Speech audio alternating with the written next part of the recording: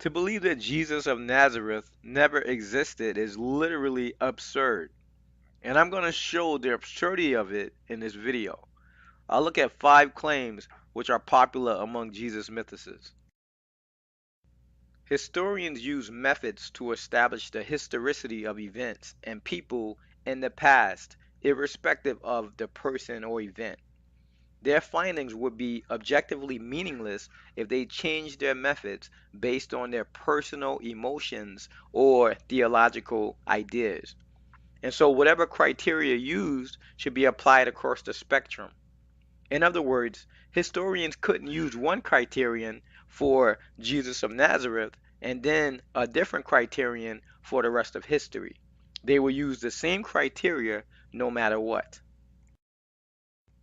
In this video, I'm going to show the absurdity of the claim that Jesus never existed by applying the skeptics' criteria across the spectrum. So let's get into it. Number one, the New Testament writers were biased. People want to throw out the historicity of Jesus because they say the main source is the New Testament and the writers were biased. Okay, fine. Let's say for argument's sake, we throw out the New Testament because the writers were biased, and we use that as a criteria for historicity. Using that standard, we will lose all scientific data as well because the writers were also biased. As a result, each scientific experiment will need to start from scratch. History is an important discipline in terms of taking information from the past and building on it. How far would science get if they had no historical data to use? I don't think very far. So the attempt to disregard the New Testament because the writers were biased is absurd. Number two, there are no eyewitness accounts in the gospel. Skeptics say there are no eyewitness accounts in the gospels. I'll just look at the book of Mark for the sake of time. I've added 4 early sources that identify Mark as the author of the Gospel according to Mark. You can pause the video and take a look at that if you want.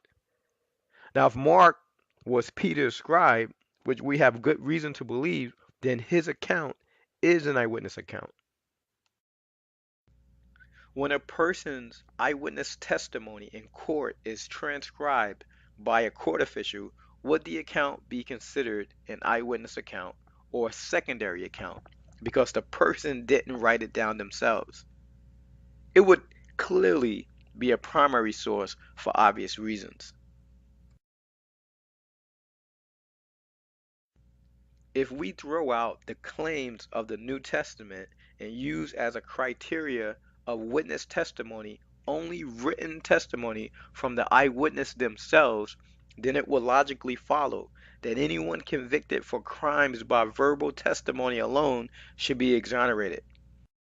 So the attempt to disregard the New Testament because the writers weren't eyewitnesses themselves is also absurd and comes up woefully short. Number three, extraordinary claims require extraordinary evidence. I have 2 answers to this. Number one, this statement seems arbitrary and subjective. Who gets to decide what's an extraordinary claim? Okay, I think the claim that extraordinary claims require extraordinary evidence is itself an extraordinary claim. And since there's no evidence for the claim, I reject it on its own criteria. The claim is self refuting. But if that's not enough, I'll go to number two. The existence of a man in first century Palestine is not extraordinary by any measure. We regularly accept claims on the basis of the benefit of the doubt and only reject the claims if they are absurd. If I said I had a brother, you would not reasonably respond that that's a lie. You would give the claim the benefit of the doubt, unless I somehow disqualified myself as an unreliable witness. So, for the sake of argument, let's throw away the benefit of the doubt and assumptions and question everything, including the reliability of our senses and reason. Let's start with our senses because we need to use them to review any claim. How can they be validated? Since it will be circular reasoning to validate our senses using our senses, how about we use our reason to validate them? My senses must be reliable if I've survived this long. Great. Now let's go about validating our reason.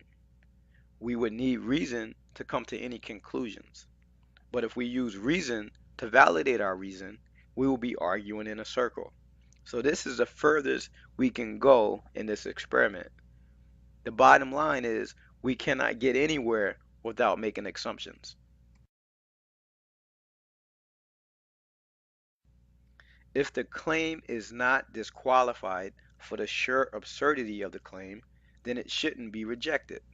But the skeptic should be open to the arguments and evidence presented. I'm going to present number 4 and number 5 together because they are equally absurd.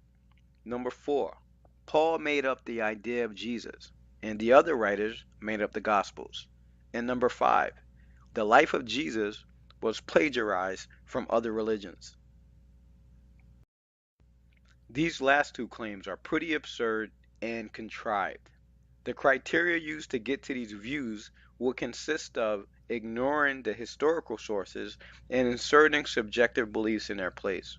For argument's sake, let's say we accepted this and rejected the New Testament on this basis.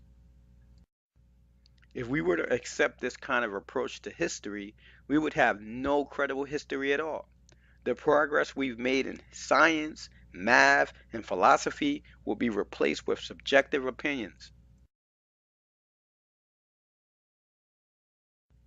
In fact, if we were to use this criteria from the very start of history, we would have no accepted history, no science, no technology, primitive language, no printing, no writing, no schools because there'll be nothing to teach. This is called reductio ad absurdum, Latin for reduction to absurdity. If we followed this approach to its logical conclusion, we will come to absurdity.